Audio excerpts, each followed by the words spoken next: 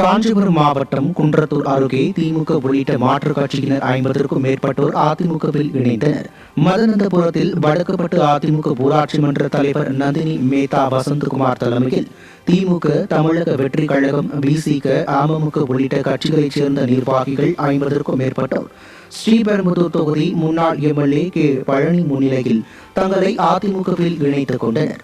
அவர்களுக்கு கழக துண்டு அணிவித்து அவர் வரவேற்றார். தொடர்ந்து அவர்கள் இடையே பேசிய முன்னாள் எம்எல்ஏ வரும் சட்டமன்ற தேர்தலில் கழக பொதுச் செயலாளர் எடப்பாடி கே பழனிசாமியை முதல்வர் ஆக்குவதற்கு அயராது உழைக்க வேண்டும் என கேட்டுக் கொண்டார்.